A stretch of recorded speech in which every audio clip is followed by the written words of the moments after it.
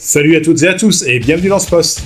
J'ai assisté depuis Genet, un bâtiment de la Marine nationale, au contre-minage d'un obus américain de la Seconde Guerre mondiale à proximité de la base de Brest.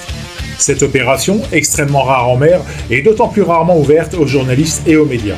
Je suis donc particulièrement reconnaissant envers toute l'équipe du groupe des plongeurs démineurs de Brest pour sa confiance. Tout commence donc à 7h30 par un frais matin brestois. Contrôle des papiers, du matériel que j'ai sur moi. Je suis escorté par une aspirante, officier de communication, jusqu'au bâtiment des plongeurs démineurs. J'apprends au cours de cet itinéraire que l'aspirante Adélie sort d'une école de commerce, a pris une spécialisation communication et qu'elle en est au 4e mois son engagement d'une année au sein de la Marine nationale, ce qui lui donne le temps de voir son bilan ressort.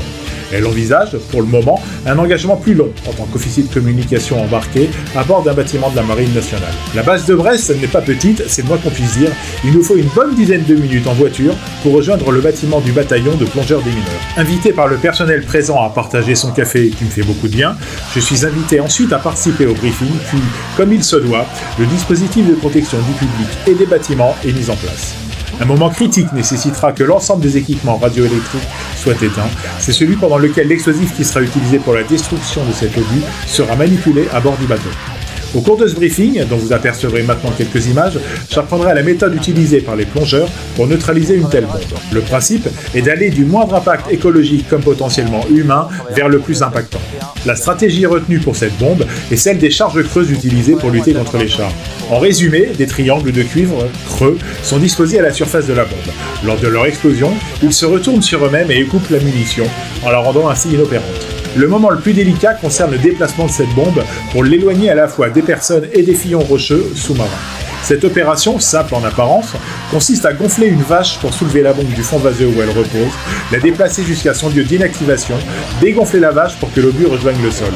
Et c'est à ce moment précis que, la force de gravité faisant son effet, il existe un réel risque que la bombe ne vienne tomber sur son percuteur et exploser, avec 70 années de retard. Le principe de mise à feu de l'explosif rappelle les dessins animés de notre enfance. Une ligne de cordon détonnant, une allumette et hop! À la différence près qu'au-dessus de l'obus qui n'a pas explosé, se trouvent des bouées qui servent non seulement à matérialiser l'endroit du contre-minage, mais aussi à faire descendre le cordon détonnant de façon certaine, en dépit des courants, de la houle, à destination de la bombe à détruire. Pour le reste, je laisse le responsable des opérations vous expliquer les tenants et les aboutissants de cette opération de contre-minage menée à proximité des côtes bretonnes. Donc, on a débuté l'opération au niveau des passes du port militaire de la base navale de Brest. On a été mettre une sorte de parachute sous-marin sur la munition, donc qui est une bombe américaine de 1000 livres. Une fois que ce parachute a été mis en place, on a relevé la munition et on l'a remorqué jusqu'au point de contre-minage, donc le point qui a été choisi dans la rade de Brest pour procéder à la neutralisation de la bombe. La munition a été reposée sur le fond et un binôme de plongeurs est parti poser une charge d'amorçage au contact de la bombe. Nous avons utilisé une technique dite de bas ordre dans le but de faire déflagrer la munition et non pas la faire détonner. Le but étant d'utiliser le moins d'explosifs possible sur la bombe pour initier l'explosif qui se situe à l'intérieur sans provoquer d'explosion conséquente. L'idée de ce procédé est bien de pouvoir préserver au maximum l'environnement de la rade de Brest. Actuellement, un binôme est retourné à l'eau pour constater le résultat de cette opération et si besoin, nous procéderons à un nouveau contre-minage pour éliminer l'explosif résiduel. Et le cas échéant, vous appliquerez la même méthode de contre-minage ? Non, si la technique de bas ordre n'a pas fonctionné, nous utilisons une charge explosive classique où on viendra poser au contact de l'explosif restant sur la munition, de manière à éliminer complètement le risque explosif dans la bombe de 1000 livres. Et ça sera réalisé au cours de la même opération ? Ce sera réalisé au cours de la même opération.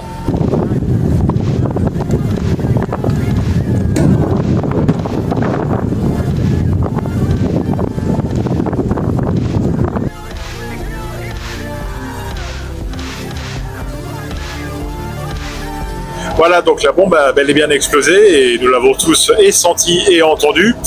Est-ce que vous pouvez nous expliquer quelle est la méthode qui a été employée cette seconde fois pour parvenir à détruire la munition ?